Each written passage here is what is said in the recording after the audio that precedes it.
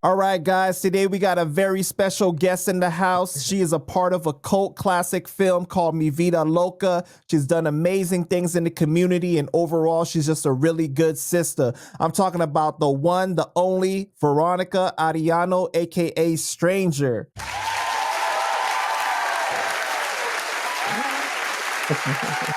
How you doing today, Vero? I'm doing fine, thank you. Just coming home from group, but I'm doing good. I'm just so glad to have you on the show today. Thank you so much for your time. So for my interviews, I really like to start at the beginning to give people a better understanding of who you are, where you came from, and how you got to where you are today. So where were you born? I was born in Inglewood, California, and my family was already living in Echo Park. I came to Echo Park maybe at the age of, I want to say 3 or 4, because I started elementary school here. So for people that don't know, Echo Park is a neighborhood in Los Angeles. What was it like for you growing up in Echo Park at that time specifically? Oh, it was fun. We had it. Echo Park was like a big amusement park for us. There's so many hills, back streets.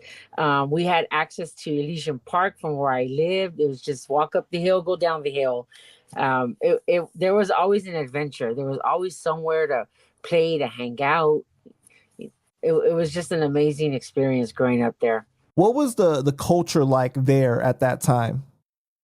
It was all Latino. You had some mix. You had Asians, black, but not a big number of them. Mm-hmm. The African American that we had, they actually grew up with us. They spoke Spanish. The same thing with the Asians. Filipinos, we had an apartment full of Filipinos. So it was a little mixture, but majority of it was Latino. So would you say that there was any racial tension during that time, or was it really accepted? Oh no, it was very accepted. Very accepted. Yeah. Mhm. We all grew up with each other, got along. It was as we got older, it was the gangs that wasn't accepted. Right, right, right. Did you grow up with any siblings? Yes, I have 3 older siblings, older brother, sister, and 2 older brothers and a sister. And I'm the baby of them. Wow. How would you say the household was? Was it like very traditional Mexican? In my household, no. So because my parents separated, that's how I ended up coming out this way to Echo Park, because my grandmother and my aunts and uncles already lived here. They owned homes. So in my grandparents' house, it wasn't, that culture wasn't as strong. So my grandfather on my mom's side was from Durango, Mexico. And my grandmother, she's from Colorado. Her Mm. family's from Albuquerque, New Mexico, Texas. And then on my dad's side, they're from Juarez and El Paso. So that's the only strong Mexican descent that I had. So we grew up, of course, with the traditional food, but never the homemade tortillas. Maybe once in a while we'd have that. Right. But the traditional Mexican food, we grew up knowing how to make it, cook it. We would eat, even making the tamales and stuff like that. So, but it was more, Americanized, Mexican American. Did you have like the Tex-Mex influence? I know you said that your dad was from Texas, right? Yes, El Paso, him and my mom. Yeah. So did you guys have like that Tex-Mex influence from the food? De- Definitely with the food and music. My dad used to love his country Tex-Mex music, and the Spanish was totally different to the Spanish music that my friends would listen to, um, or their families would play with at their parties. So it was a difference, big difference. So then your parents, they separated like when you were like 4? Yeah, I was about 4 years old. And were you still like separating your time in between each of them, or you My dad, predominantly? yeah. So my mom, she's a very independent person. Didn't want to take anything from my dad. So she raised us in a 1 bedroom apartment.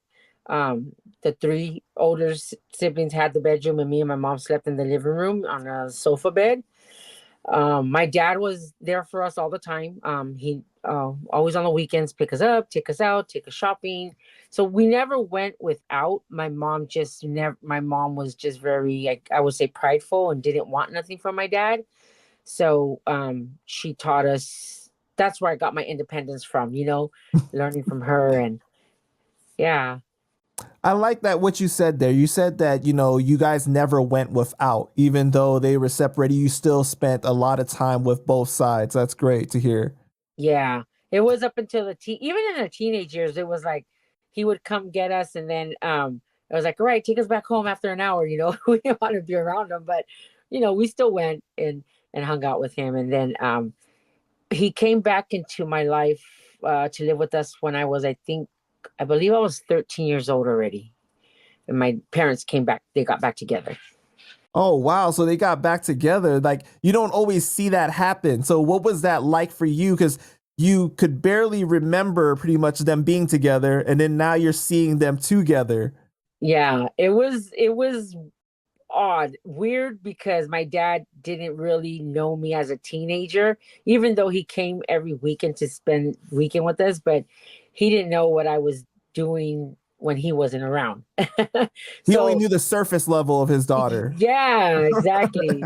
So to know that we were out in the streets at such a young age, all hours of the night, even though my mom knew where we were at, um, I couldn't hang around. I couldn't be out by myself only if my brother was out, which is the third oldest. So that was the only way I was able to go out and be in the streets that late because my brother was there. So I grew up very like tomboyish, girly tomboyish, but I grew up a lot with all the guys. But when my dad started meeting our friends and we introduced them, he, didn't like them. We Mhm. shouldn't be hanging around these kind of people and blah, blah, blah. He just, already singled them out, didn't give them an opportunity and a chance to really meet them. Would you say that he was very strict growing up? He tried to be, but it was too late. We were already running our own show. I don't remember as a toddler or young little girl. But in our teenage years, he tried to be, and it just wasn't working. Hmm. And what kind of kid were you like? Were you really into sports or music? um, no, like I don't think So when I played the clarinet when I was in elementary, for 1 year, I was in drill team in elementary. Sports I really didn't play, and it's funny because back, my backyard is Dodger Stadium. Like literally, you go out my balcony right there, you see Dodger Stadium. Wow. Yeah. So, but no, I really wasn't into sports. I didn't. We grew up with it because my dad was a Cowboys fan. So we watched, every Sunday was like football. I was like, oh God, we get out the house. We get out the house and go play the playgrounds. We go on the hills of Echo Park, slide down on the dirt with cardboard boxes. Find things to do. Our hangout was the corner gas station, and for those of you guys that watch me Vida Loca, you see sad girl getting picked up by baby doll, and they're taking her sister Blue Eyes to and that gas station. That was our hangout. Our Well, our everyday hangout was right there. so what age did you start getting into the streets like heavy, would you say? Um, I think I was already out in the streets heavy at the age of 13. Okay, so like right when you became a teenager, pretty much like Yeah. you were already and what was the draw for you? Like I think I think you previously stated that your brother was like into that, right? Yeah. So everybody, I always say our neighborhood's different from everybody else's neighborhood. We all grew up with each other, went to elementary school, high school, junior high.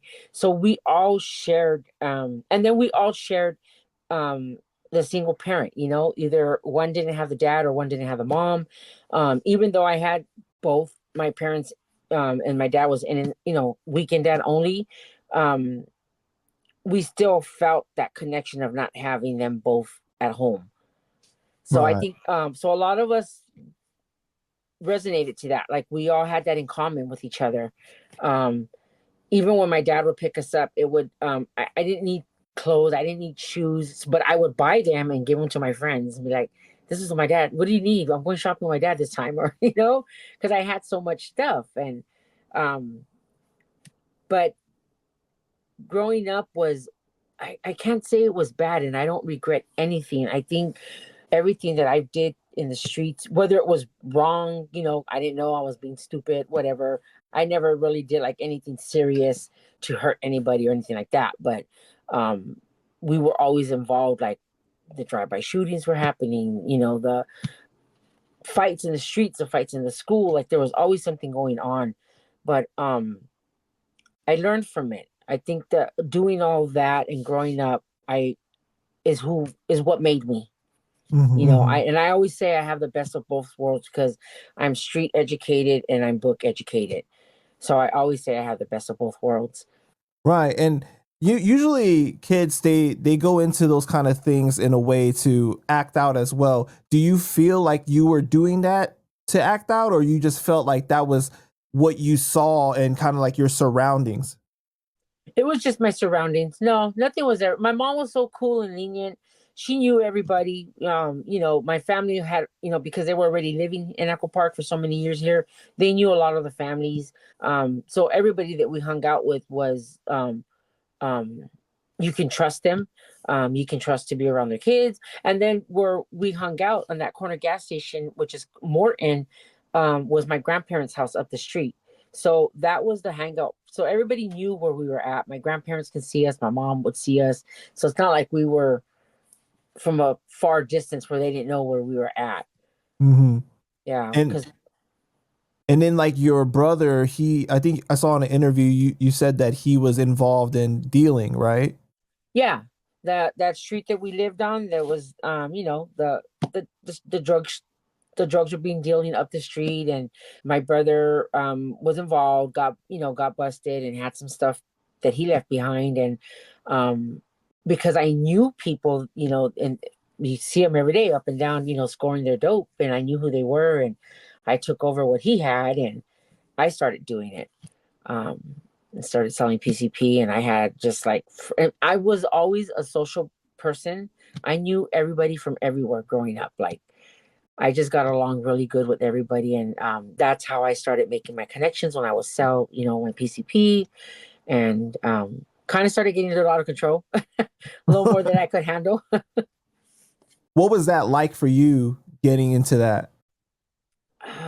I like the excitement of making the money, even though all I had to do was ask my dad for money. But the excitement of earning my own money was, I was like, man, $100 in a couple hours, okay, I can do 100 more. And so it was exciting, just making that money, that thrill of shit. I stood out here and I did this, and buying my own stuff without having to ask my mom and dad. That was, but that, you know, it's crazy.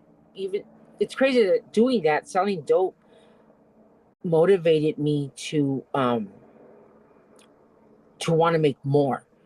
So I was in continuation school, and this center, in Centro del Pueblo, that was, it's based here in Echo Park, used to have a school, and I would do continuation, and they would help us find jobs. So I had summer jobs every year, whether it was beautification, murals. I worked for the city 2 times. I worked for the mayor's office, Tom Bradley. I was in his office. I was a file clerk there, and so it was pretty cool experience, making my own money, and that just motivated me to continue. I didn't know what I want to do or where I was going to end up, until like my, I think, after the movie was filmed. I went back to school. I took a business class, and I was doing accounting for 10 years. And Wow. So that's really interesting because you had these different jobs, but you had the experience in the street life as well. So it seemed like all of it made you a well-rounded person. it definitely did. With that, with having the experience in the streets and everything, and then you were doing jobs in the summer. Was your mom aware that you were doing those things in the street, like that you were selling? I don't think she was aware for a while, and then she caught on. She caught on And to what it. was her reaction to that? She asked, I denied it, and we just left it like that. Oh, gotcha. It's kind of like that parent thing where you do know, but you don't want to ask more to like really find out. I got you. Yeah. Yeah, and we just left it like that. And I mean, when she asked, she was mad and angry, but I was like, it's not me, no, no. And I finally told her that I was smoking, I was smoking it, but I wasn't like getting carried away with it. So that kind of just like, then that was another lecture. Right, right, yeah. And what was her reaction when your brother ended up going away? She was hurt, she was sad. He ended up going away. He was accused of a murder that he didn't do, and he was 15, I believe, years old. Yeah, because he's 2 years older than me. And that's when my parents got back together. My dad came Mm, back to help my mom. My brother was going to court through trial and stuff like that, and thank God he won and he got off. And um, my parents have been with each other ever since. But after that, my brother got out. My dad moved us out of Echo Park. I was already, it was probably about 17. Yeah. He bought a house in Eagle Rock, but we were still in Echo Park every day. It wow. was like we never left home. So with you selling it, what made you want to try it though? Because you know how they always say like don't get high on your own supply, right? Yeah. I don't know.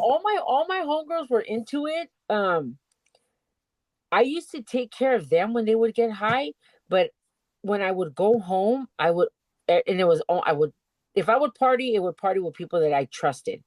But I would always wait till I got home. When I got home, I'd go across the street. There was an empty parking lot with stairs, and I would just go with a bottle of Boone's Farm, and I would smoke me one and go in the house and just relax. Mm, And you're always safe there. yeah. And if So I at was in the streets, then I was with either my boyfriend or my homeboys that I trusted. right. Yeah. So you only tried the PCP. I mean, that's the only thing that you were selling at that time. You weren't selling Yeah. anything I else. smoked weed a little bit. I couldn't stand that cotton mouth feeling and feeling like, lost and stupid. And it's funny, everybody laughs when I say that because they're like, but you smoked PCP. But it's different though. It's different, right? Yeah, So the PCP, it reacts with your body. So however you're feeling, that's how you're gonna be when you're high. If you're happy, you're gonna be a happy high. If you're angry, you're gonna be an angry high. yeah. So at what point did you show like any interest in acting? Like was that something that you ever even thought about prior to the movie? No, not at all. So the director lived in Echo Park. She had lived here for I don't know how many years, but she's not from the area, but she lived here, raised her daughters here, and she used to either walk up the avenue or take the bus, get off the bus where we would hang out because that was also the bus stop. So her and my mom would get off the same bus. She would have conversations with my mom about wanting to film movies about girls and gang, and then she's like, I want to approach them and ask them, but they're scary. And my mom's like, well, what if it was my daughter? And that was the connection. I didn't think of acting. It was because of her. She pulled us, she got a lot of us in to do little parts here and there, be in the background of the movies. And I had a role, and because I was getting high all the time, I would show up high to the set. So I'm like, yeah, I can't do this. So it was just keep me in the background, keep me as an extra. And we still had to do our lines and rehearse and stuff like that. Right, and we're talking about Allison Anders, right? And Yes. she was just a director and writer at the time. Yeah. And so then she was taking the bus with your mom and was saying that she was interested in writing a movie about this particular culture and lifestyle. Yes. She had two what I believe what caught her attention is that she had two neighbors by where she lived. They were young girls and they were both pregnant by the same guy. So she wanted to use that story, and it's true, it does happen. I'm married to my older homeboy who has a child with an older homegirl. And then, but she that part caught her attention with the two young girls that lived by her house. And then of course the hanging out in the corner. Everything that you see was our life, our story. Like stuff like that really did happen. Right. So then, because like you became kind of like a consultant on the movie, right? Like you helped give some of your stories and other people's stories. Yes, she gave everybody the opportunity, and I think that's what kept it so authentic. She would when she had approached and told us about it, I was like, what does she know? What is she gonna write, and what does she know about the lifestyle? And I can't remember what. I think maybe American Me was out, or like we had already Blood In, Blood Out, and other movies, and we're like, didn't want it to be we didn't want it to be corny. A lot of my homeboys didn't want to come out in it because, they didn't want it to be um, not just because the neighborhood was being used and the name, but they didn't want it to be like a lame ass movie. Right, right. So she gave everybody the opportunity to be an extra. She gave everybody the opportunity to share stories with her and your life. And she, would hang out with us, talk with us, and especially the girls. Um, we were involved with clothing, the music, the wording, things we would say when she finished the script. She had us all review it and look at it, and whatever changes we made, she implemented them. Some of it, Hollywood, because it had to be. And that was fine. But a lot of people always talk about the authenticity of it. And I think because she really took us in value and heard what we had to say is what made that movie feel so real. Yeah, definitely. Because it's like it's almost like if we're going to do this, it really has to be our story. Like we really have to control the narrative of this, right? Yes. So what was it like? Because it was kind of like, okay, so here's this white lady that is not even from here. She's from what, Kentucky or Ohio or something, right? Somewhere, yeah. Right. And so she wants to do our story, and you're being approached like that. Like, what is your reaction when you receive that? I didn't believe her, and I'm like, okay. But when she would come around us, watch how we did our hair or put our makeup, and um, then she kind of stood away for a while and comes back like with the script for us to all read. We're like, oh shit, she was real. She wasn't bullshitting us. And you guys did so much for that, right? You were almost like a part of every single aspect of the movie. Were you guys Yes. like really compensated for that, or there wasn't really that much of a budget for that movie? So like my homeboys, once they found out they were gonna get paid as extras, they were like, okay, we're in. Um It was easy money, stand around the background, do what we always do, smoke and drink. Right. And then some of us were also given contracts. So I had a contract. A lot of us were given, the girls were given contract, and the guys were extras. So we were very Mhm. much compensated. Yeah, definitely. Even just to keep the clothing, whatever we got to keep if we were able to. Do you still keep in contact with Allison to this Oh day? my God, yes. Always been in contact with her, and she's gonna be forever in my heart. So after the movie was filmed, one of my homegirls, during the baby shower scene, Casper, she passed away, and she had I think at the time he was 3 years old, little boy, and I had him with me for a little while, and my parents had just bought the house in Eagle Rock, and we didn't know what to do. I know I didn't want him to go with his family because they weren't stable. They were also in a different lifestyle, a lot of, alcohol and drugs. And um, I didn't know what to do, and I couldn't let him go, and I couldn't let him go to foster home, and reached out to Allison and practically beg her, to help and to adopt him or foster him something. And she thought about it, and she did, and she took him, and she raised an amazing boy. I think he's in Kentucky he's married. He has kids now, and Wow. yeah, we get to. He's also producer, I believe. He's also producer, but I got to see him grow up. Because of social media, and because we always kept in contact with Allison, and it's just beautiful to see that. To see.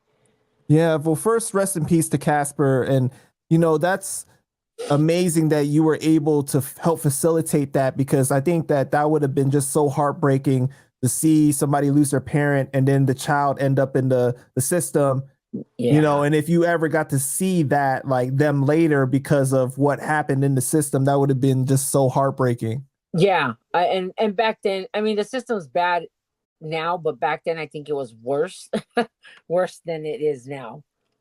Yeah, most definitely. I think the beautiful thing about this movie is that you had some real young actors in it, right? That have gone Yes. on to become very big actors, like Danny Trejo, Jacob Vargas, and Salma Hayek. What was your experience like working with them? Oh my, it was cool. You know, you hear about them, right? But was Selma Hayek? This was her first, actually, I think American role, right? That she did. Um, so I didn't. It wasn't too much of excitement with her, till years later, because she blew up, and Right, it was right. like, man, this broad was in the set with us. Like, are you serious? So like you weren't expecting that at all, right? No. Danny Trejo, it was cool to know, that she had him. I mean, even like Baby Doll and Sad Girl Mousy, they all were already acting and had other roles, and but we didn't know that Right. um till after the movie or after filming. It was like, like Christina, I laugh when she shares a lot about her when she was in what is it with Ted Bundy? What's the name of that show? Oh, Married with Children. Married with Children, her, and then her Colgate commercials, and Yeah. so it was cool. And then I think Angel did what, Desperado, and so there was a lot. There was so much, and it was just amazing to see that. And And you stay in contact with a lot of them, right? Like I yeah, know I know Christina's your girl and everything, so that's how you and I got connected. But I think you just did something with Danny, not just the other day, right? You guys yes, were at an event Toy Drive. together? Yes, we Yeah. did a toy drive for No More Locked Doors and Project Hope. Danny was also part of it, and it was just, it's cool to see him. Sometimes when we see each other, I think he always forgets us because like it takes him a minute to like register, like who's that? And even when we're on stage, I'm like, Danny, you know who we are, right? And he's like, yeah, yeah, we Vida Loca, Echo Park, and I'm like, okay. What But I think that's the, I want to say it's the, how can I say it, like the worriness, like who's coming next to me or who's standing, like, can I trust you? and his story is amazing because like he never thought he was going to go into acting, and he just got out of prison not too long before he went into acting, right? Yes, yes. And he's doing a lot. I mean, from his donut, tacos, his music group, the lineup of people that he has on his record label, it's like just amazing to see, that he's incorporating and bringing all that. And they're all Latino somehow, Hispanics, descent, something, but it's cool to see that he moved into that direction. Definitely, it's also a testament that you can always turn your life around and become more than other people that think you're gonna be when they write you off because you might have made a mistake or something in life, right? Yeah, yeah, definitely. He has a story, from addiction to prison to, acting now and being a producer, and yeah, definitely has a story. He It's seems always like good to see. a very humble guy despite his success still. Yes, he is. He is. Definitely is. He's amazing. It's amazing, to go through everything that you've gone through and then to be where you're at and still carry that humbleness with you. But and it's rare, those are dying breeds to have men that are like that have experience, especially like guys that come out of prison now, they don't know how to find. Well, I think all guys in general, or including women that come out of prison, even from the past. But I think now it's like even worse. They come out with the mental health, issues that they come out with, and now there's more help because there's a lot more awareness than it was back then. Where Right. for them it was easily to fall back into just getting high because drugs was what took the pain away, and whatever they were thinking of doing. And but for those that survived like the years that Danny did, and the experience that he experienced, and to prosper and be where he's at, it's amazing. You brought up a good point because, like, especially in the inner city, back then, like the awareness about mental health wasn't, very prominent, but also we're not very taught coping mechanisms that are healthy to deal with Yeah. things, especially amongst minorities, right? It's Yes. so that's an amazing thing that in today's day and age, it's become more of a more of something that is preached. Yes, and I respect it to the fullest. I had a book and I wanted to show you. Let me see. I'm gonna walk to the living room so you can see Okay. this book. But um okay, so I don't know if you've seen like my stories on Instagram, but I share about mental health and I respect it to the fullest because I had just been diagnosed with um PTSD and severe anxiety, and this is something that was work related, but not just because it was work related, but also because it was well, it was work related, something that was out of my control. So, I grew up in the neighborhood. Yes, I grew up working in a corporate office. I grew up different, different kind of environments. And at my age, I wasn't able to tell this company that was mistreating me so wrong to go fuck themselves and shove their job up their ass, right? I had to maintain what I said. I had to watch what I said. I had to be, professional, cordial. But I really snapped because I couldn't do what I really wanted to do and say because of my age. I was, worried. Am I going to find another job? Can I find another job? Was I going to struggle? But it really took a toll on me. And June 30th, I've been out of work for mental health issues. And I really respect the people that have severe trauma than what I have. I sit there in group and I listen to these, people's story and the trauma that they went through growing up, and I'm like, man, I'm just here because of work. These ones are here because they had severe trauma. Mm-hmm. So I really respect it. I started after the accounting for 10 years that I was doing. I got into doing gang intervention, and I started working with youth in the communities, and I really took to liking to it. It really opened up a whole new door in the world for me. I went from working with incarcerated veterans. I worked with people just that were incarcerated in general. Um, I was case managing, helping them with housing, getting them back on their feet, with food stamps, and started, however which way I could help them, I was doing. And it really helped me to get where I'm at today. And I found my calling just doing the line of work that I was doing. Um, and I like to help people. I've always been that way since I was young. And I never realized it. My mom was the one that always told me that I was always bringing the runaways home.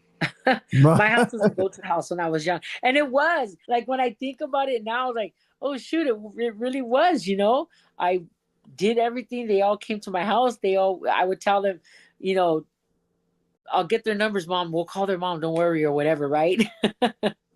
Just so that they wouldn't get in trouble. But this is a book. Let me show you really quick. I think I can just put it this way. It's by Sad Girl, Angel Olivas, and Oh, it's a wow. it's an activity book. But she also has another one out on her life, that she talks about. But I really took to this one. Just came out.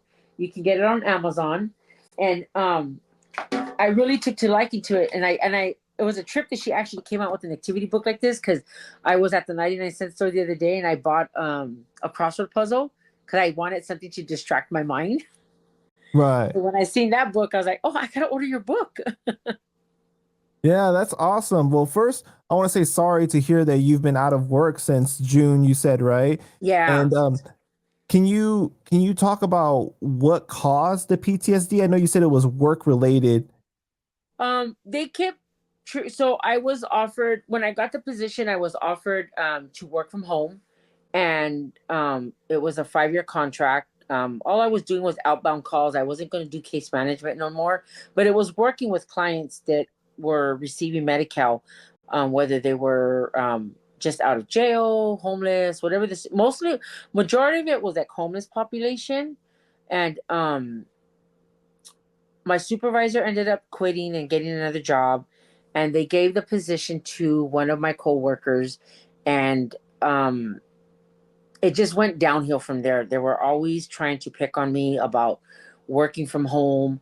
They try to get me to come in the office, and I refused because I was like, nope, that's not what was offered to me. It was just so much going on. They were sending me text messages, emails, and well, it's not going to work. You can't do this. You can't work from home. You have to be in the office full time, and I refused. But before she left, my supervisor, we made accommodations for me to work 4 hours in the office and then the rest at home. And it stood like that. But when she left, that's when all the harassment and they kept messing with me to come in and wanting me to work. It's like, I'm not going to do it. You guys offered me something. I'm going to, what you offered me, that's what I'm going with. So they made it, hell for me. All of a sudden, my work was failing. I wasn't up to par with it. And he was trying to find mistakes. And I'm like, there's nothing there that you could, that you could find because I wasn't making any mistakes. It was outbound calls. How could I make a mistake? Right. So there wasn't really like hard, for me to make a mistake. Um, then they started bringing up my lunch hours, and because I would leave at 12 o'clock and I would come home and clock in for lunch. Um, it was going over the fifth hour. Just the most that they were trying to find, they were trying to do to me, and I was like, whatever. One day we had a meeting and he started being very like condescendent, and the supervisor had like um, I don't know, just like I want to say, he was just acting like a little bitch, Right. you know, Okay. straight little bitch, right? And he had the face that you just want to suck, and because he would talk to you and I would have to tell him, stop talking Vero, to me. Vero, I saw that you were trying to be the nice new version, and then you went back to that old school right there. I'm like, come on, But he was trying, and then he would talk to me like I'm a child, and I told him that a couple of times, like, I'm not a fifth grader. We're adults here. Talk to me like an adult. Like I can take constructive criticism. I can handle it. I'm not weak, but don't try to belittle me and talk to me like I'm this kid. And so we had a meeting, and he was doing his tone of voice, his little rolling eyes, and blah blah blah. And I was like, you know what? I'm ending this Zoom meeting because I wouldn't meet him in person because I was afraid of what I would have done to him. Because all Mm. I saw was my fist just hitting his face. And I knew that moment I was like, I need to get out of this environment because I'm going to flip and I'm gonna go to jail or something's gonna happen. Too toxic. Yeah, very toxic. So I excused myself from the meeting, and he threatened with writing me up for insubordination. I told him, I don't care what you do. I'm excusing myself. I don't like the way I'm feeling. I don't like the environment you're putting me in. And I ended up in the emergency and haven't been back to work since. Wow. Yeah. So did you like feel like you had like a panic attack or I what? had a really severe panic attack, and then that was actually urgent care that I went into. And then 3 days later, I ended up in the emergency because I couldn't control the feeling of what I was feeling. I couldn't control my head felt like it was swelling up like a balloon. I kept telling my husband that I wanted to just pop my head like with scissors to release the pressure, and those thoughts were scaring me. So I ended up in the emergency, and since then I've been in group. I have therapists that I meet with, psychiatrists that I meet with. They have me on medication, and it really took a lot for me to accept that. But I know I needed help. Hmm. And when I called my husband, I was like, "You need to take me to the emergency. Something's wrong." And yeah, and that's where I've been. You And I'm know, not shy to talk about it. I share it with everybody because we don't, our race, a lot of race don't accept mental health. And I yeah, that's what I was just about to say. Minorities, we don't do that, right? A lot of times it's like, oh, you just go to church, or, you just pray on it, or those type of things. But yeah, I'm sorry, but like you do need help sometimes. You yeah. really do. And I really took to liking to it. I'm in intensive inpatient program. I should be I could be living in the facility, but I don't. They gave me the option just, to be at home, but as long as I go to group every day. And so I had that option. And everybody there is amazing. Like everybody that works there, even from my classmates, they're just, it's amazing to see what they've gone through as a child, and they're still going through stuff as an adult, but what they've overcome, the challenges and stuff. And they really help me. Their insight helps me a lot to learn how to control and handle, situations like this. And um for me, water's been therapy for me. And I'll soak myself in the shower for like maybe 45 minutes, an hour, just let the water just drink, drop on me. Are you doing Either cold water or are you cold just, water therapy, yeah, yeah. because the cold water shocks your body right back Yes. into, um, especially if you're having anxiety like that. Yeah. So that's one that I struggle with right now. Like, oh, I go back to work. What do I do? Do I spray myself with a spray bottle, or do I tell him, excuse me, I need to go to the restroom and wet my feet? Like, So do you think that like you've this was just work related, or do you think things like in your past in your life happened that manifested its way up to this point? um, we tried figuring that out, but I didn't, the lifestyle that I lived, it wasn't like, yeah, I witnessed a lot of death, and I witnessed a lot of, a lot of bad, right? But I don't think, how could to me, I feel like that was normal. I don't know if that makes sense. Like, But I that's don't the think, problem though, right, Vero? Because like when we're in those environments, a lot of times just because it's been normalized doesn't make it okay. no, definitely not. Yeah. No, not at all. But I mean, I don't feel bad, nor do I feel like, man, that shouldn't have happened, that, or I shouldn't have witnessed that. Like, I don't know, I can't explain, but to me, I don't think that had anything to do with what's going on. We're still working on that, trying to figure it out. I know being told no is a big problem for me, because my dad's never told me no. My husband's never told me no. But when this employer told me no, I was like, wait a minute. What do you mean no?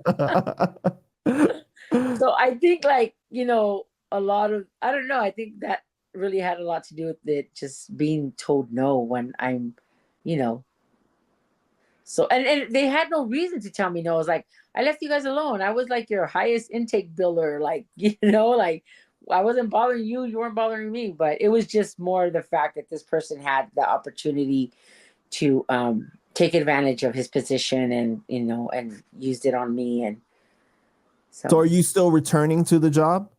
well, I was already told that my FMLA was already up a couple weeks, I think back in September. So she she also included that my job is not secured because of the FMLA being up. So I'll go see what they say. I mean, they'll probably just tell me we don't have a position, and which is fine. Better Right. for me. I'll figure something else out.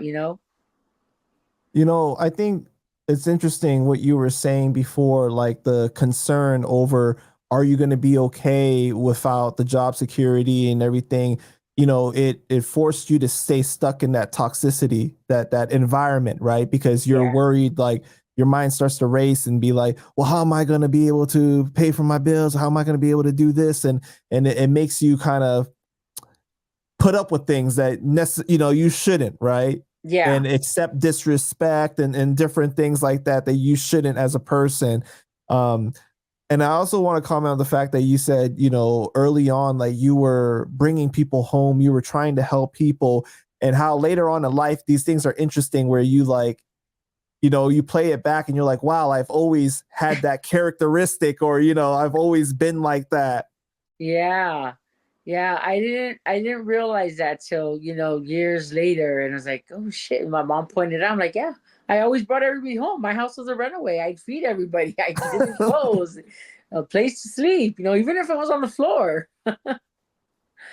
But Well, you've always been nurturing then, right? You've yeah, always cared about people and wanted to do yes, right by people. yes. So do you keep in contact with, like Jacob Vargas or Salma Hayek, like from the movie? No, not I seen Jacob a couple years back. We did Danny Trejo was getting his handprints at the Vista Theater on Sunset.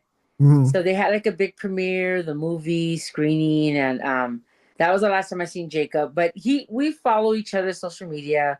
Um, Same thing with Salma Hayek. Once in a while, I'll get a message like from Jacob, or he'll like, they're very busy, right? Them too.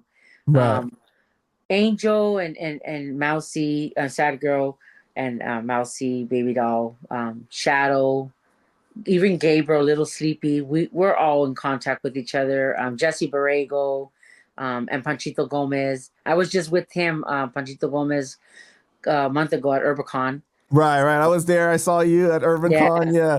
Yeah. yeah, Panchito's a good brother. Um, yeah.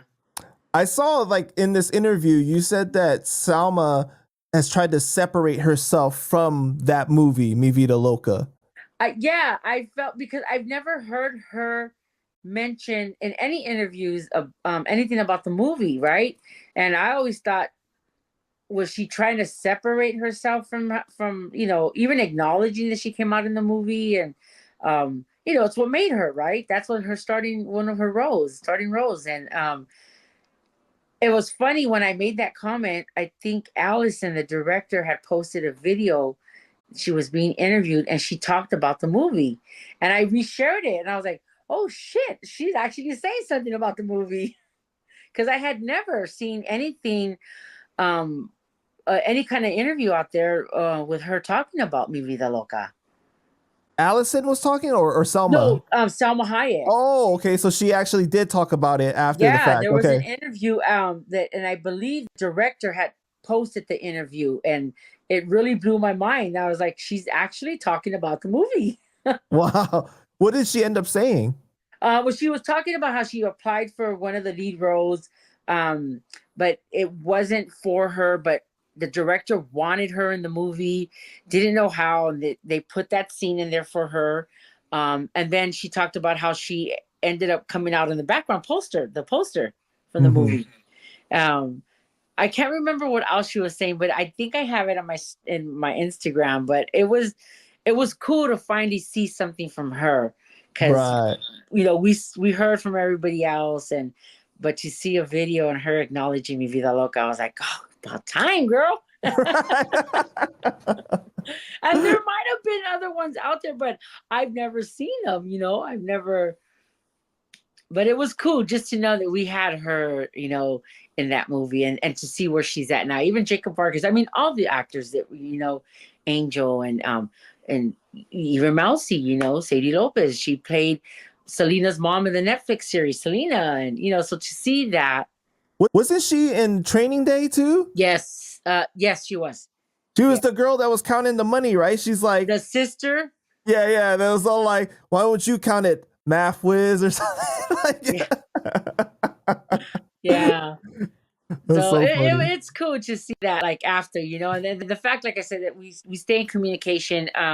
Sad Girl Angel, she started a brand called Living Feed Me, and I went to go surprise her one time at a show, and that's how we connected. And I seen the line of people that were there to see her, and everybody that was just so in awe about this movie, like, and it blew my mind. I would never forget that day when we came in contact again with each other in like person, and to see the generation of families that were there. You had mom, grandma, granddaughter, their daughters. It was cool to see that atmosphere and be in that environment at that time. And I remember Angel telling me, like, we need to do something about this. Like, the fans are out there, it's like we should have did this years ago, but we never, and it's like never too late. And she was connected with this amazing woman, Sparkles. We call her Sparkles. And we started doing shows and getting together with,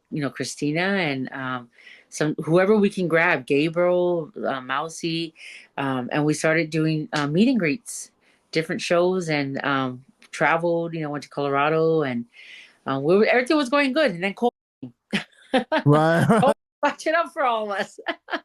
Yeah, so that's crazy, right? Because it's like, you weren't aware that it was like such a cult classic film to that level, right? And then Yeah. you see that like, wow, generationally, there's so many people that love this movie, and you see the impact. Like I said, I saw you at Urban Con, and I was there with Panchito Gomez and Cuban Link, and like people are coming up to you expressing how much they love this movie and the impact that it had on you, had on them, right? So, what Yes. is that like for you to hear when people say that? I it blows my mind. It blows my mind. Like I resonated with Sad Girl, or I, Mousy, like that was us, or we would mimic, and play Mousy and Sad Girl, and but just to hear that it did something for them, like especially for the women, right? Because there wasn't really a lot of women. I don't even think there was any women, gang films, right? Mhm. But to to know that Allison captured that authenticity, and all these fans related to the story. Something happened to them in this, that same similar situation, um, and then to hear the grandmothers sharing the story with their daughters, and then their daughters sharing it with them. It was just like mind blowing to know. And what gets me every time is when I see the little youngsters and they tell me what their favorite part of the movie is, and or what they liked about the movie, and what caught them. I love to hear the stories. I love to hear it. Yeah. So then, like, do you have the fans that are coming up to you? Are they telling you like, I went through this exactly, and what is Yeah, that like for you to hear them say that though? it's a trip. It's like it kind of like your jaw drops, like like we know what happens, but it's like years later, man, it's still happening. To hear it still continuing happening, or girls can relate to the story because their best friend dated, or slept around with their boyfriend and got pregnant, or even just being with them. Like, I mean, not even the whole pregnancy part, but just knowing that their, best friend cheated with their boyfriend and stuff like that. So it's a lot more common than people really think. Yeah, definitely. Because I was when I interviewed Baby Doll, right? She said that she's like, it happens in every culture. It really Eh, does happen, like man, wrote a clip. Has anybody come up to you and said that, you know, I experienced what Mousy and Sad Girl experienced with being with the same vato? You No, know? actually, nobody ever has. Was that No, crazy to you that that was the, synopsis of the no, white people do it all the time. right? Okay, yeah, that's true. it really does. It really does. So, now do you have any special untold stories or facts about the movie? Man. Let me put it this way. It was one big party scene. There was never a dull moment. Um, I know our concerns was because it was in the 90s. It was so active, and we had so many other gangs that were around. There was a lot of drive-by shootings while we were filming. Towards Um, the set? Not towards the set, but something would have happened down the street. Oh, it happened, I think, once towards the set. Um, but it happened down the street, and we would get somebody would drive, or page somebody, and like they'd call and be like, "Hey, there was a shooting down the street," and so that was like stuff that nobody knew, but a lot of like it happened. It really, and it was a concern for us because here we had these actors, directors, producers, camera people, like everybody was there, and was like, we were used to it and it was okay for us, but it was like, what if one of these ones got hurt? Allison also took that into mind. So timing was also being used for the filming, making sure it was right timing, the right place. We never stepped out of Echo Park, like went into like towards the enemy's neighborhood to go film. If that was being done, it was being done by the camera and they were driving, or you know what I mean.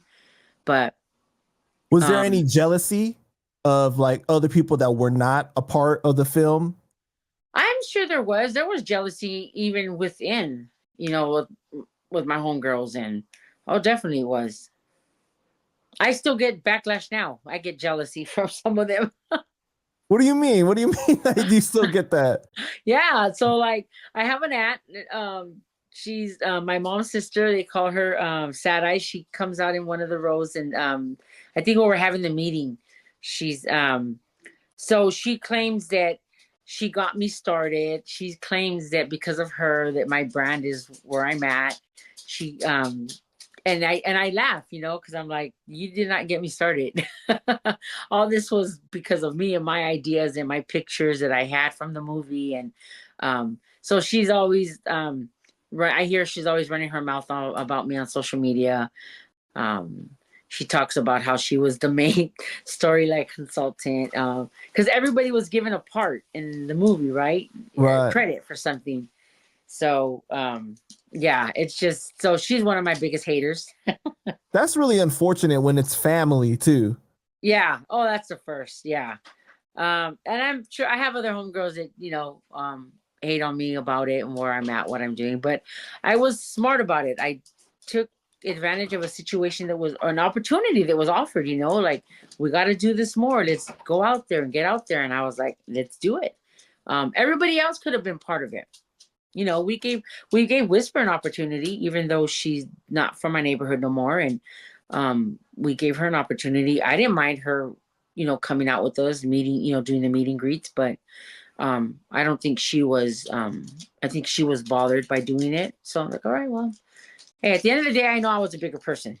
I let bygones be bygones. I don't care, where you're from, what you do, but everybody had a chance and an opportunity to do what I'm doing. I was just this, I guess I'd say the smart one that took advantage of the situation. Right. Have you tried to have conversations with them, like to squash it? Nah, I don't No. care. I don't care. Let them hate. They're always gonna hate.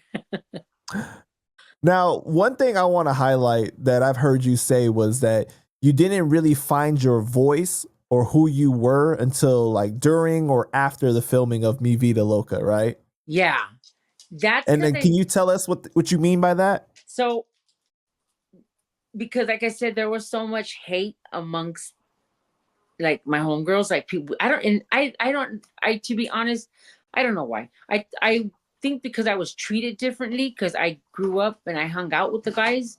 It was I was treated differently from the way they were treated. Um, but I never spoke up.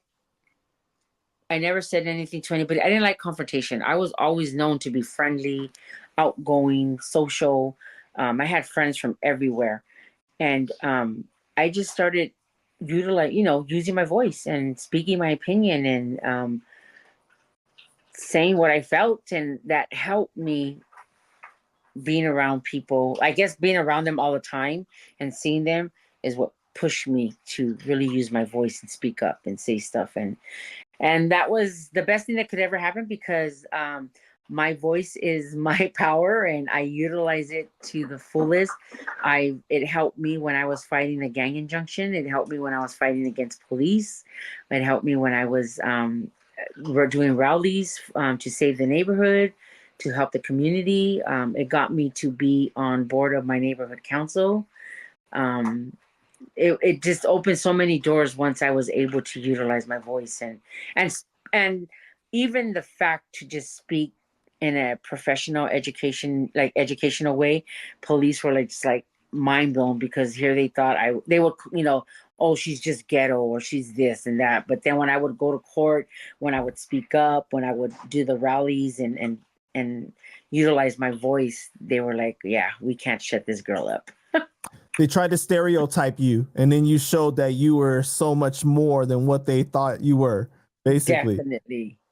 Yeah. And so, like, do you feel like they, you know what I mean? Like, that role just made you realize there was so much more to life and so much more that was out there for you? Or what was it about that specifically? It definitely did. It opened my eyes to definitely opened my eyes to my surroundings, who I thought were my friends. Even though we grew up with each other, it also made me want to do something more with myself. Like, and I didn't know what it was. I really didn't know, like, at that time. It wasn't until years later, I was involved with doing the gang injunction, and I was involved in working with kids at gangs, and all that happened by a blessing. Like, unfortunately, two of my homeboys died because of it. But I had a friend that worked in the industry, and she, pulled me in, and I was like, gang intervention, what do I got to do? I don't know, anything. And she's like, no, your background. It's your background, you being brought up in the neighborhood. And so when I started doing the gang intervention work, it plugged me into doing a lot of other working with the community as well. It wasn't just with at-risk kids. I was working with like their families and getting them plugged into, whether it was food banks, helping them get food, helping them apply for their residencies, like getting their paperwork started. So like all that was just, how could I say it? It was heartwarming for me because I could relate, even though I never went without, but because a lot of my friends grew up without, that's how I was able to relate with a lot of these families. And I was good at what I did. Even the employees hated me, my supervisors, because it just became so natural for me. You found fulfillment in it in a Yeah, different kind of way. yeah. Because when I hear you talk, right, about this, it sounds like the gang was a part of your life. It was not completely your life. Did you like end up leaving the gang after filming the movie, or what happened? No, I live in Echo Park. I'm still here, and I, yeah, You just took It's a home. different role. Yeah. And after the movie was filmed, a lot really did change though, because we had gentrification, coming in. Um, my in-laws passed away, so the house that my husband lived at, it was a dead end, and that was the hangout spot. So little by little it started dying down, but I was always, and we were always in Echo Park, and I'm still am. My two brothers live here. They own a home. My one of my brothers owns a home. My other brother rents. My niece lives here. She has a home in Echo Park too, and so we're all still home. It's even though we went through the changes with the gentrification and um, adjusting to the new Echo Park, and we're still here. There's a few that are still here, and we're still humble. And See, you're too good at this. Okay, you're too good at this because that was going to be one of my other questions. You're too good at this. How do you feel overall about the gentrification of the neighborhood? Because we see it happen so many different places, right? yeah, Where it's like that notorious reputation that that specific neighborhood once had is now, oh, this is where the hippies live. This is where you get those $10 coffees now, and you know what I mean, like. $15 coffee, Right. shit. I don't No, think but it's interesting because it's like, okay, this place was once somewhere where white people lived, but then you start having minorities move in. Now we're too good to live here. But then once it yeah, gets too crowded everywhere else, now we're coming back to take it back from, yeah. and overprice everything so that you guys will have to move out. Yeah. Right. Yeah, and it happens. It does happen every, so what, 10, 20 years maybe, because it happened with Dodger Stadium, Travis Ravine. My Mm-hmm. in-laws lived there. They were part of that. Um and then a lot of people don't also know that Echo Park was once called like Little Hollywood. So Echo Park you had a lot of famous people come out of Echo Park. A lot from, you had the Little Rascals that were filmed here. Gilligan's Island was filmed here.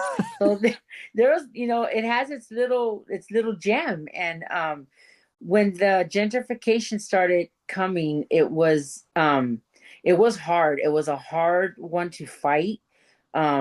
Because they were using it with the gang injunction, that they were using it as a tool with the gang injunction.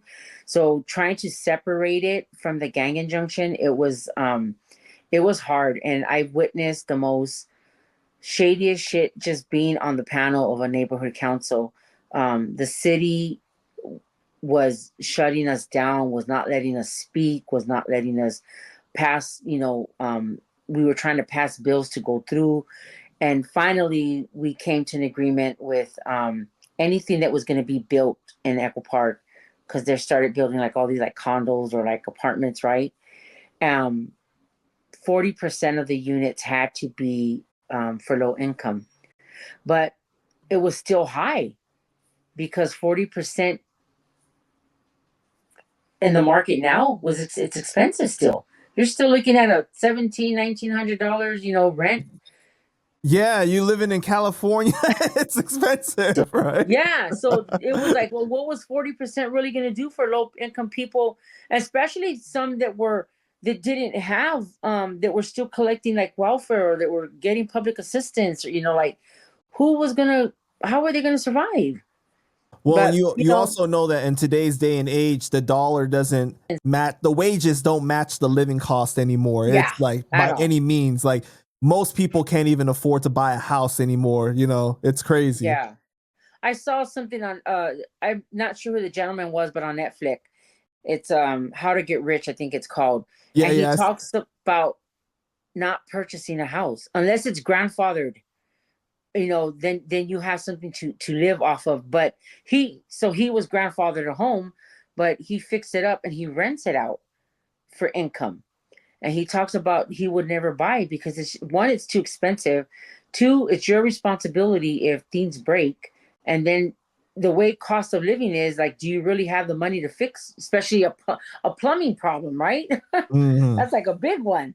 Yeah. So it got me to think, and I'm like, he's like, I rent my unit and I make money off of it. I make enough money where he travels. I'm like, if it was grandfathered, that was something I would do. But to buy, no. I'm learning to save my money, enjoy life of what I have, travel, do what I could, and that's the best life that I'm going to live. Yeah. That residual income is very nice, right? Yeah, for sure. Because it's like the idea of having to work till 70 now, because I don't even think you could retire at 65. You know I what I know. mean? Like, it's just, and then you live out the rest of your days. Well, at that point, you might just be dead. Like, you know what I mean? Like, it's crazy. Now, Yeah, now for this is sure. where I wish Salma Hayek would be like, "Hey, Vero, thank you for all you're doing for the movie. Let's see how I can help you. Let's get you another role. You can say. Let me So, invest in your business." uh, so you've seen, like, has there been anything good to come from the gentrification? Oh God, I don't know. No, not really. Okay, maybe the gang violence, right? It slowed down a lot, really Hmm. did. And that's But is it technically just pushing it out to other places it's now? pushing it out, So definitely. it's still just going somewhere else that is Somewhere causing else, other yeah, issues. Okay, got you. yeah. I mean, we did lose a little homeboy about a year ago. And I mean, Echo Park is not as the gang's not as big as what it used to be. So to lose somebody, now it was very hurtful and Unexpected. unexpected, very unexpected. I mean, even for him, he was riding his bike and he got hit from behind and shot from behind and didn't know what was coming. So it still happens, but it's slowed down a lot, and it's just unfortunate we still lose people, good people. Yeah. Yeah. But and as far as like housing stores, like, no. You got all these thrift stores. You got a barber shop that's like $25 a haircut. You got it's just, you got a Lassen's Market, which is kind of, I don't know, I guess like a what, Trader Joe's, all Mhm. healthy, organic. And um I like some of their stuff, don't get me wrong. They got the best fruit. That's the only thing I like about the organic store. um, but no, I miss seeing the home. How could I say it? Probably I talk smaller also. businesses, right? Yeah, yeah, and I say that when people interview me about the movie. What I love about the movie is knowing that I can pop that DVD in or watch it on YouTube, wherever, and I get to reminisce of how Echo Park was, and I get to see people that were, you know, longtime residents of Echo Park that are not here no more, and just to see the small mom and pop stores, the murals, just to see the murals on the wall. Right. That's the amazing thing, right? Because like a lot of times when the gentrification happens, it's like a modern look, so boring in my opinion. No colors, no, the murals bring so much life to the neighborhood, right? And not Yes. just that, but then you got the small businesses that when you support this business, you're supporting someone's family. Usually Yes. it's like a family operated business, and it's you get things that you can't get from these chains. Yeah. So it's very unfortunate when you see that. Yeah. When I'm in San Diego, I love going down there because it feels like home. It reminds me so much of Echo Park and how it used to be. Even Mhm. though it's gentrified too, it got Right. its, but it still has the culture and it still has Are you the talking about people. Barrio Logan, or where are you talking about? Logan, just in general, there's different parts in San Diego that I'm always at, but Logan's kind of, it's gentrified with their, but Yeah. a lot of the restaurants there are owned by Latinos, so that's cool to see that, and I don't knock them on that. They had an opportunity, they're making money, that's cool, and it's cool to see a crowd of white people buying. So I'm like, all right, your money's going to a good crowd. Right, right. But it it still has that home vibe. Hmm. For And that sure. excuse me. And that's what I love. What about the demographics that is moving into Echo Park? That's a whole nother topic.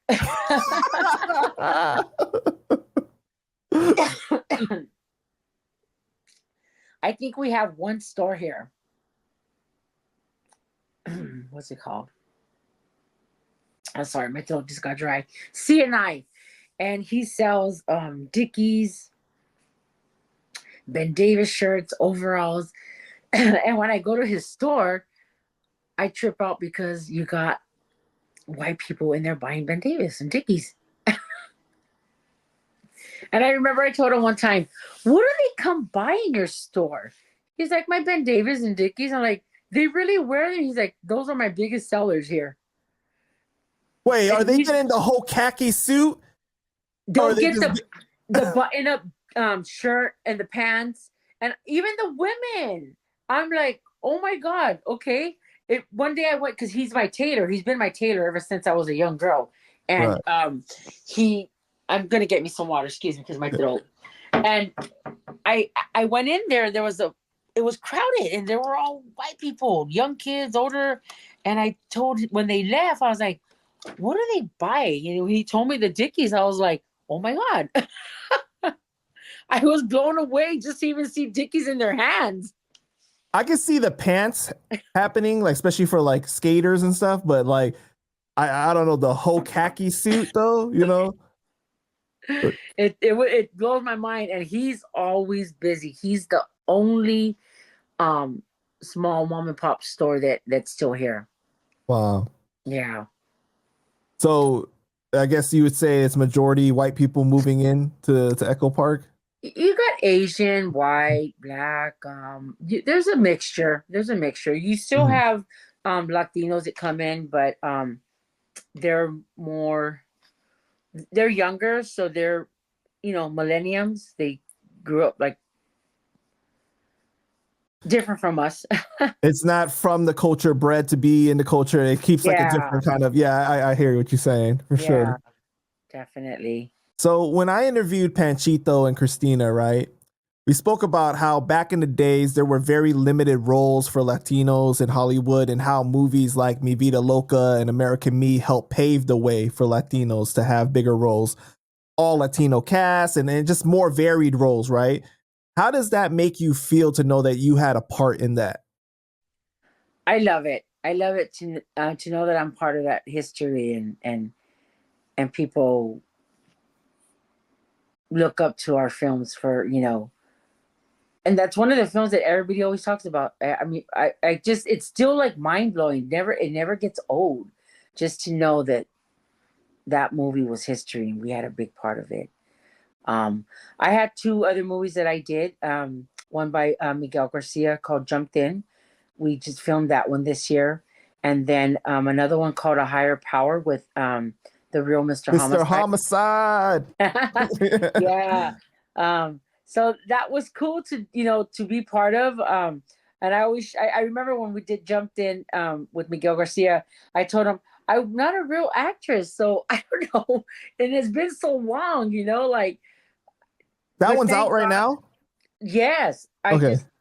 yeah, we just did the filming this year, but it's I remember when we were filming, I told the actors that were there because they're students, right? So they all go to acting school. They all know how to act, so they're coaching me while while they're filming, they're coaching me while it's my turn, and then they're like, just calm down, just breathe, like make pretend I'm your homeboy. So I had just to manipulate my mind and play, pretend they're like somebody that I grew up with or somebody that I knew.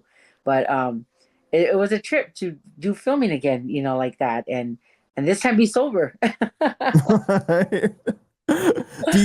Before you said that you were not sober when you were showing up I would show up high on the set.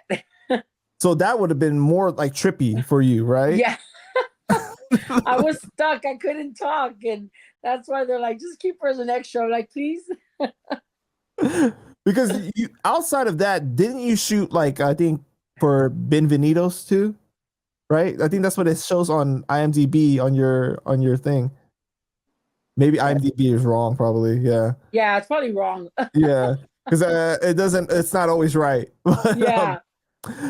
So Mi Vida Loca also just did so much, not just for Latinos, but for women specifically. Because, it's always like women are at the bottom, like race will supersede that, right? And they, like, and men at the top. So how do you feel about what it did for women specifically?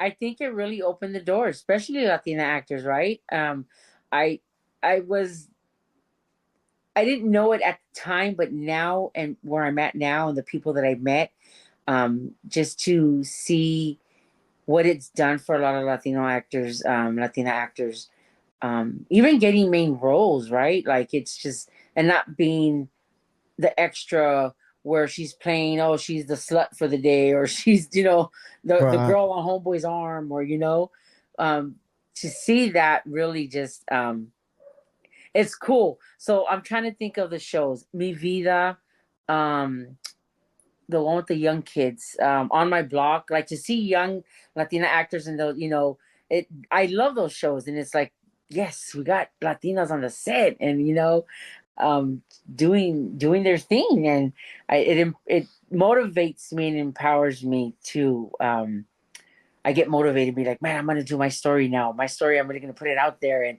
it's something that I always talk about, doing my story. And something I'm working on to get something out there. So you doing like a autobiographical kind of film or? Either a documentary or I want to do a book, and I want to be real about it. Keep it real. I'm also part of a anti-bully squad with Spider. I don't know if you guys know Spiderhood, and then Erica Ruiz.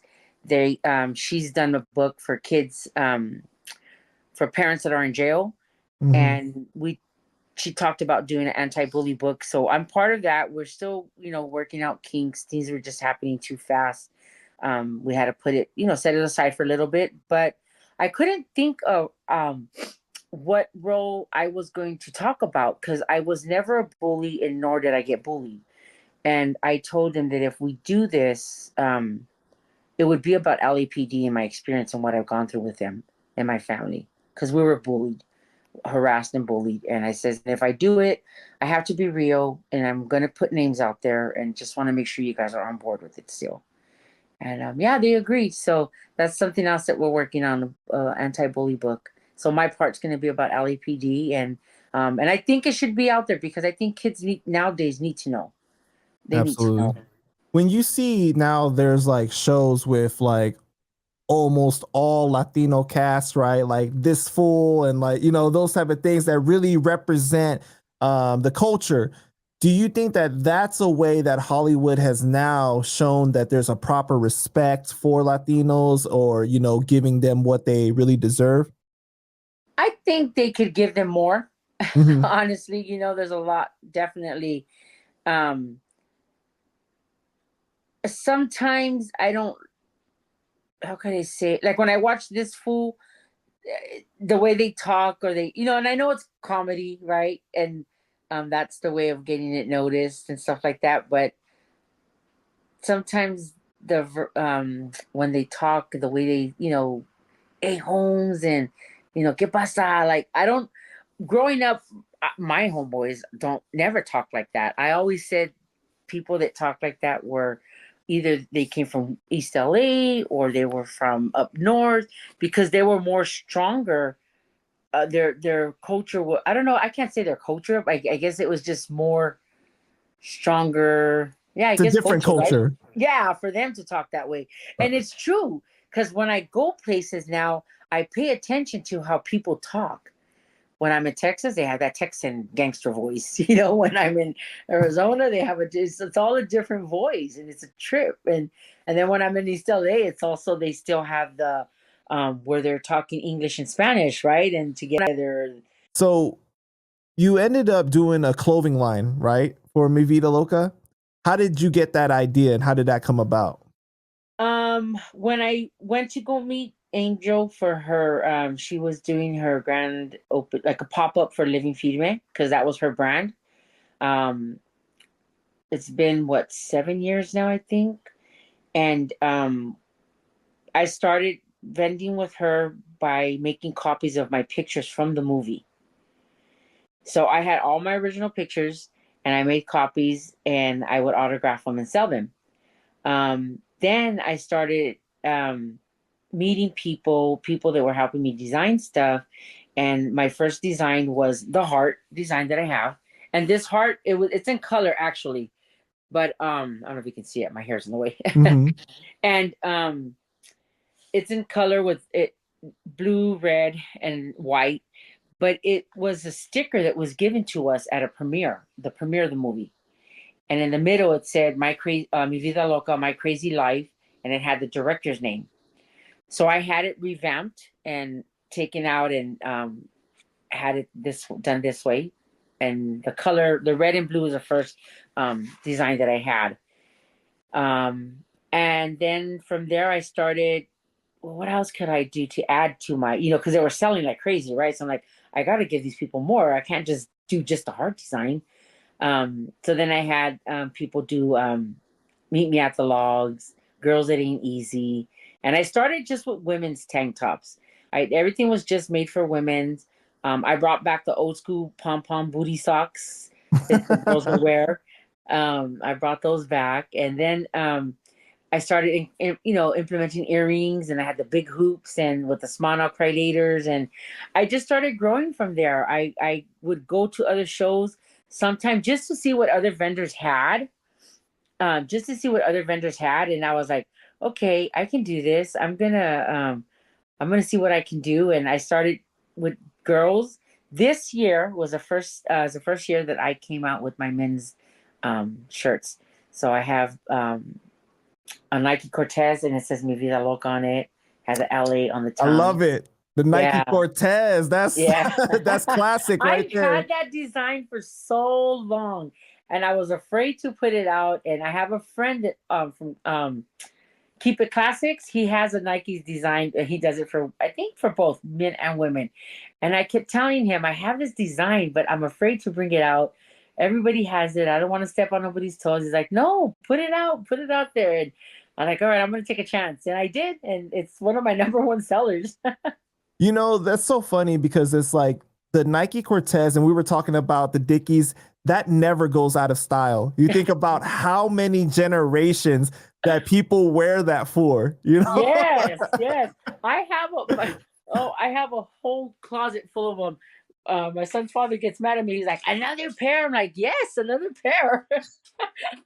And then so recently, right? They were out of style. They weren't gonna make them no more, supposedly. But what? I'm gonna show you my closet. Look at it. It's even falling, but nothing but Nike Cortez is there. Wow. That's all I have. It's just the Cortezes. That is amazing. And I have every color, every style, like just about, So you didn't run into any like legal ramifications from starting the clothing line with that No, name? I don't, be honest, everything that I do is I revamp it. So the heart design is definitely a revamp. I don't try to keep it to the movies. The pictures are my original pictures, so Mhm. I'm assuming because they're my originals, I can do what I want. But Allison knows about it, the director, and we've talked, and I'm sure that if it was an issue, I'm pretty sure she would have brought it to my attention. Gotcha. Okay. Yeah. So Yeah. what did you end up doing after Mi Vida Loca? Like, why did you not do more acting on a consistent basis? Because I wasn't a real actress, so I'm original homegirl. Right. I wouldn't have even known where to put my foot into it.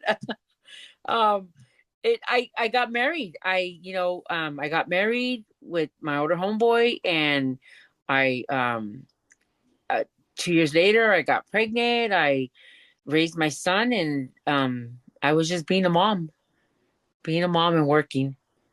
And you went into helping so many different populations, right? With like the gang prevention and just so many different things that you even won a award in 2014. Is that right?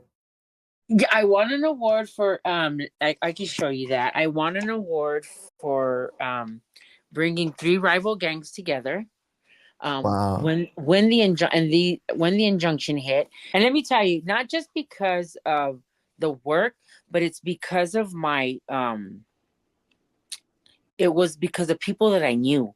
I was able to put my foot into enemy neighborhood and get them to be part of this, and because nobody didn't want to go to jail. I mean, they were facing an additional 10 to 20 years because of enhancements and gang allegations. So I was given by Youth Justice Coalition 2014 Peace Builder Award.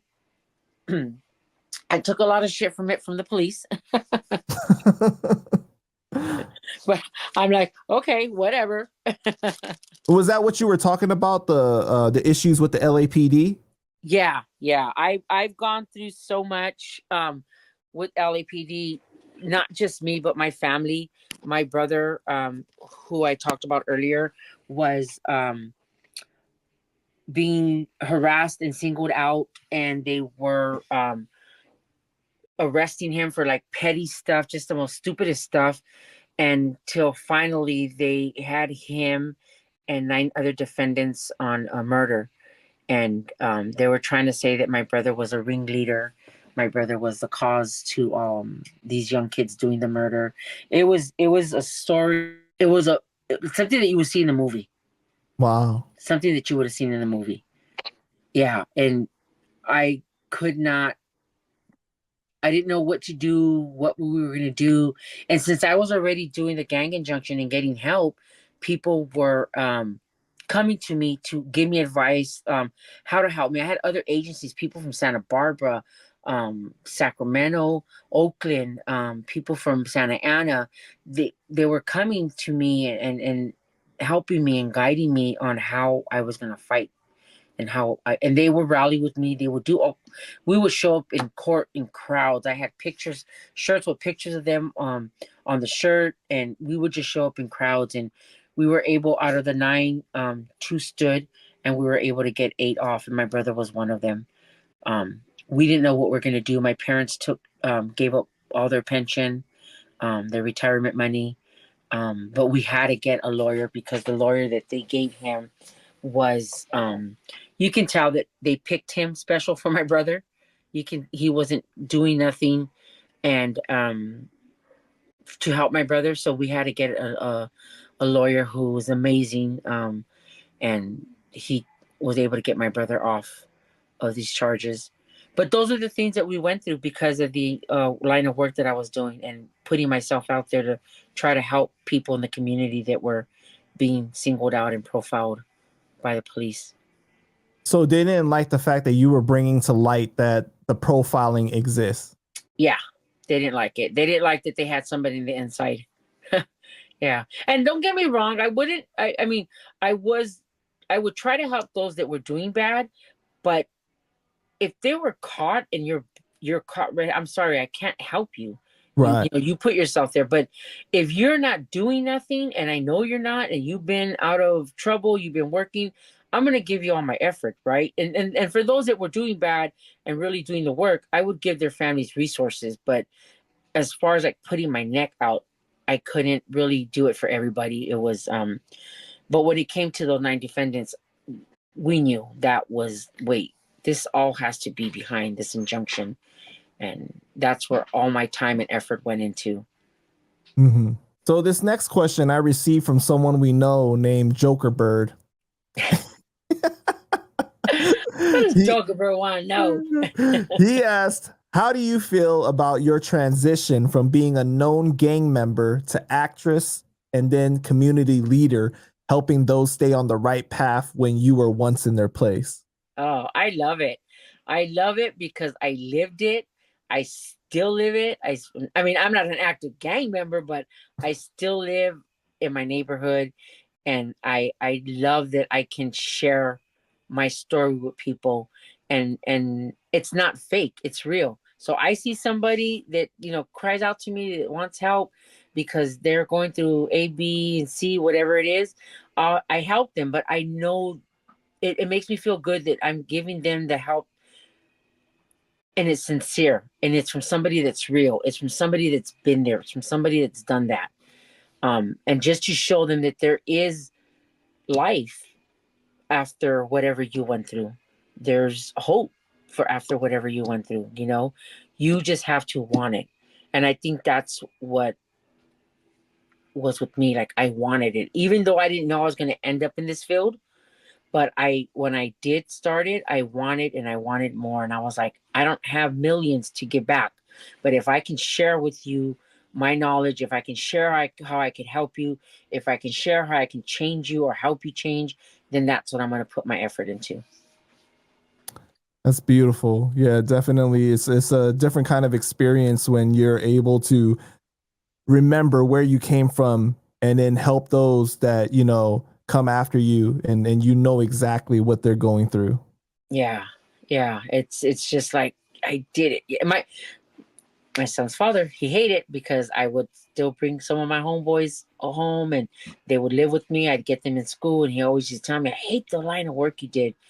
And when I was going through the whole injunction and being part of my neighborhood council, he was like, um, he understood it and he appreciated it then, but he couldn't stand it in the beginning. But after a while, he understood it when he started to see the impact I was making on people's lives. And even though he didn't like it, he was there, you know, side by side with me, and he would help me. And it was just, and I always tell him, if I can just save one, I save 10. Right. Because by saving that one, he or she's gonna go back and share what I taught him, the resources that I gave him. You know, they're gonna, and then he's gonna save one, and it's gonna continue. You know, and that's what I hope that happens. You know. Well, you got to also think about, like, these people have families. So if you're able to keep one out of prison, what they can do to have that male or whatever in the household to really, you know, change the course of their family life. So it's Yes. an amazing thing. Yeah, definitely. So this question is from a fan, and they wanted to know, do you think norteños and serenos will ever work together on movies or music? Shoot. There probably has been some. Honestly, there probably has been some, you know. But honestly, I don't know. That's oof, 2 generations that I don't think that will come together, you know, as once. There's a lot of I say it's a lot of, I really don't know the history as to why, you know, north and south, but um I could imagine what a beautiful thing it would be, right? House full of Latinos, empowerment, doing shit right, the right way. I could imagine how big we could all be if that would happen. So you don't know the history of like why they have a separation there? No, I really don't know like the full, story of it, and I try not to get involved in that. I mean, I know a lot of it too comes from prison, Hmm. a lot of it's prison stuff. So, it though of course the roots are deep in there in prison. It's way different from out here, but the gangs out here have to follow a lot of stuff that's implemented in prison. So Yeah. it's history. I know it's history. It's unfortunate though when you see a divide within your own people though. Yeah, definitely. That's why I said, can you imagine? We would be so big. We'd be Right. huge to help each other out. But it has its reasons and it has its differences, and we just have to respect it. Right. All right, Vero. So I just want to thank you so much for your time today. Is there anything else that you would like to share with the fans before we go ahead and wrap it up? I just want to let you guys know. Well, I want to say thank you to all the fans. First of all, thank you for making this movie, for keeping the movie alive and keeping us going. It really brings warmth to my heart to see all of you guys. I wish I can get to every city. I get all these DMs from everybody, and when are you gonna come out here? When are you gonna come out there? And that's my goal for next year. So if there's any promoters, anybody, car clubs that want us to come out, hit me up at Vedo Echo Park on Instagram, and we negotiate. I'm we're not that expensive, and well, some of us, but but we're ready next, and because next year is our 30th anniversary, so we want to come out to you guys, and we want to meet you guys. We want you guys to be able to take pictures with us. Thank you though for just keeping this movie going and alive and sharing it with your families. I really appreciate it. That means a lot to us. And thank you 30 for the interview. years. Wow, that's 30 amazing. years, yes. Man, I'm sure it feels like a lifetime ago, but at the same time, it feels like yesterday. Definitely does. Thank you so much. Thank you. Have a good one.